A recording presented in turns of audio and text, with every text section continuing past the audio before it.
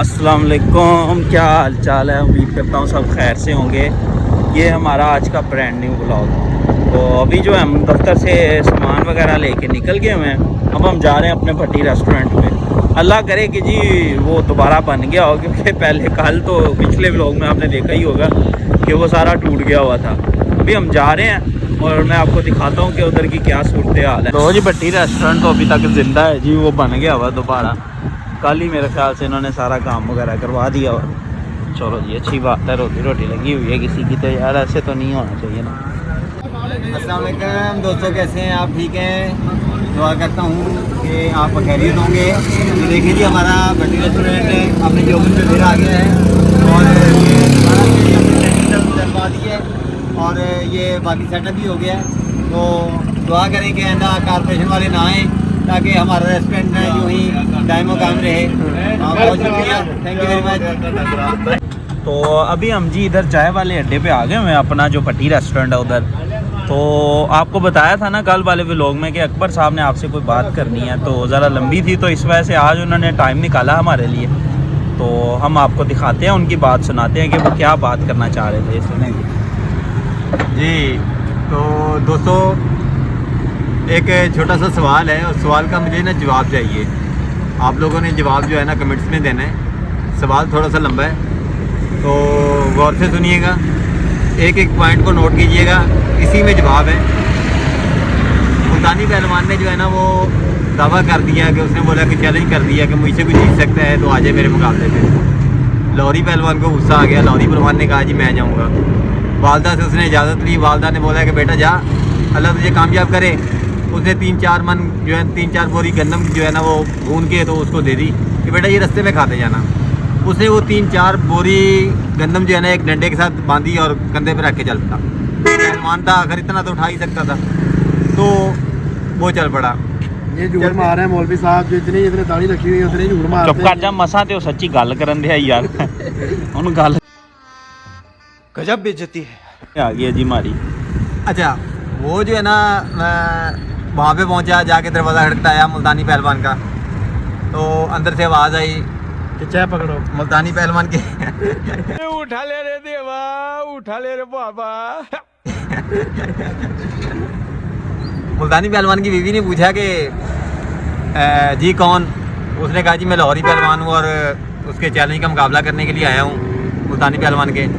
तो किधर है वो? उन्होंने बोला भाईजान वो तो जो है ना जंगल में गया है लकड़ियाँ काटने के लिए, उसको तो टाइम लग जाएगा। तो आप जो है ना ऐसा करें कि आ जाएँ, ज़रा आराम करें, नाश्ता पानी करें, तो उसके बाद जो है ना वो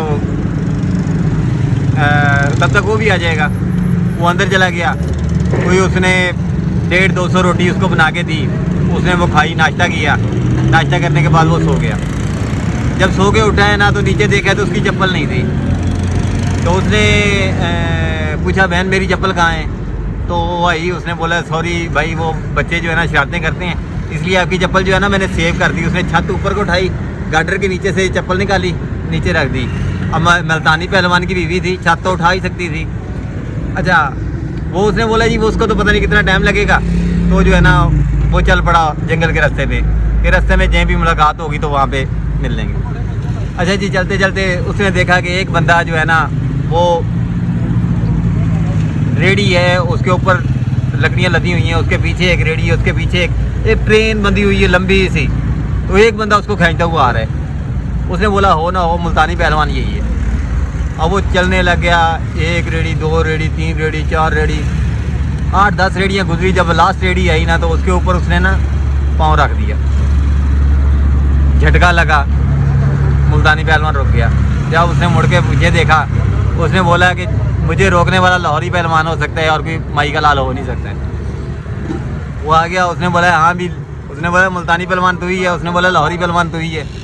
उसने बोला चल मुकाबला करते हैं। लड़ने लगे तो उसने बोला कि यार मुकाबला तो हम कर लेंगे, हमारा जो है ना वो फैसला कौन करेगा? तो देखा दूर एक जो है ना वो बंदा ऊँट चला रहा था। तो जो है ना भाई तेरी आंटी कंधे पे खा रहे थे। रोक एक मिनट। तुमसे ना हो पाएगा।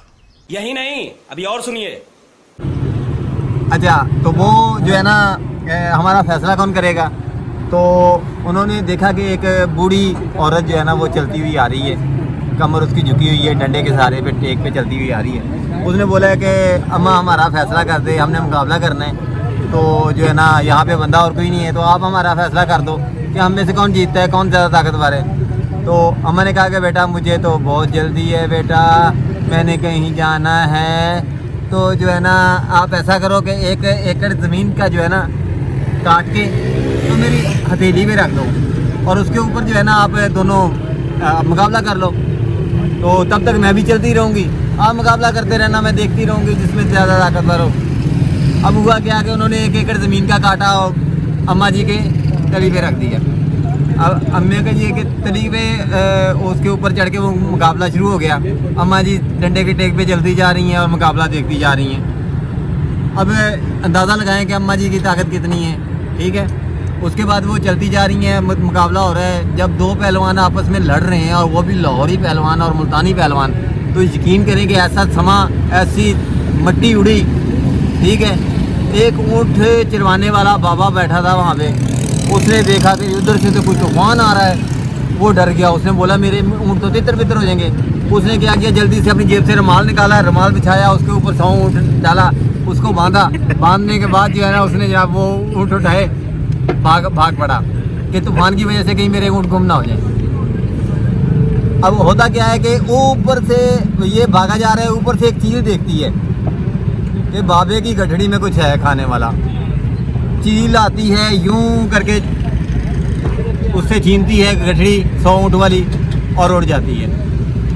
अब वो चील उड़ती हुई जा रही है, जाते जाते एक महल के ऊपर से गुजरने लगती है। नीचे एक शहजादी खड़ी होती है, वो देखती है ऐसे कि चील की पाँव में कुछ तो है। अब खुदा का करना ऐसा हुआ कि उसके अब 100 ऊँट था, चील कहाँ वजन बर्दाश्त इतना कर सकती थी, उसके पाँव से छूटा, वो गठड़ी छूटी 100 ऊँट वाली और सीधी जाके शहजादी की आँख में घुस गई। अब शहजादी ने ऐसे आँख को मला कि कुछ तो गिरा है मेरी आँख में। अब उसने क्या बोला किया, मुलाजमा को बुलाया। मुलाजमा आई, उसने बोला मेरी आँख में कुछ गिर गया, ज़रा ढूंढो क्या है। तो मुलाजमा ने जो है ना जल्दी जल्दी अपना सर का दुपट्टा उतारा, कमर पे बांधा, उसकी आँख में छलांग लगा दी। आँख में छलांग लगाई और उधर से जाके ना उसने वो ढूंढना शुरू कर दिया और वो 100 ऊँट की गठरी जो है ना वो ढूंढ के बाहर ले आई। अब सवाल मेरा ये है कि आपने ये बताना है कि इस पूरी कहानी में, इस पूरे सवाल में ताकतवर कौन था, और कमेंट्स में जवाब दीजिएगा और जल्दी दीजिएगा, मुझे आपका इंतज़ार रहेगा। और फॉलो भी करना है, सब्सक्राइब भी करना है, लाइक भी करना है, शेयर भी करना है। Thank you very much. टल्ली हाँ, टल्ली खड़कानी है, टल्ली खड़कानी। हाँ जी, हम जवाब दो, तुम समझ आए। सर मेरे ख्याल में तो 2 हैं जी। एक तो वो बूढ़ी औरत जो डंडे के सहारे चल रही है, उस वक़्त में भी 1 एकड़ ज़मीन का उसने अपने हाथ पे उठा लिया और 2 पहलवान जो कि कुश्ती कर रहे हैं उन्हें भी उठाकर वो साथ चल रही है, ठीक है। तो जो है ना दूसरे नंबर पर वो शहज़ादी है जिसकी आंख में 100 ऊँट चले गए लेकिन उसने महसूस नहीं किए, ठीक है। 100 ऊँट के साथ साथ एक उसकी नौकरानी भी उसकी आंख में गई लेकिन उसे महसूस नहीं हुआ। तो इन दोनों में से कोई एक ज़्यादा ताकतवर हो सकता है। चलो, हमारे मौलवी असगर साहब, इन्होंने एक जोक सुनिएगा ज़रा, दसो जी। हमें ना हमारे एक बड़े भाई ने एक दफ़ा कहावत पूछी कि एक गाय है जो सड़क के दाईं साइड पर चल रही है, ठीक है, लेकिन वो कहती है कि मैं बाईं साइड पर चल रही हूँ। हम सब ने सोचना शुरू किया कि क्या वजह हो सकती है। हमने सोचा कि हम अगर आगे से आ रहे हैं तो हमारी तो वो जो है ना बाईं साइड पर होगी, तो इस वजह से वो कह रही है। उन्होंने कहा नहीं जी ये जवाब नहीं है। हमने और भी काफ़ी जवाब दिए, उन्होंने कहा नहीं ये नहीं है। खैर जब हम लाजवाब हो गए, हमने कहा जी आप बता दें क्या है। उसने कहा जी गाय जो है वो झूठ बोल रही है। इसी के साथ साथ हम अपने आज के व्लॉग को एंड करते हैं। टाइम काफ़ी हो गया था तो इस वजह से मज़ीद मैं वीडियो नहीं बना सकता, क्योंकि आज हम ऑफिस से भी लेट निकले थे और कुछ मुझे भी 1-2 काम थे। तो अगर आप चैनल पे न्यू हैं तो मेरे चैनल को ज़रूर सब्सक्राइब कीजिएगा। और बेल आइकन को जरूर दबाइएगा।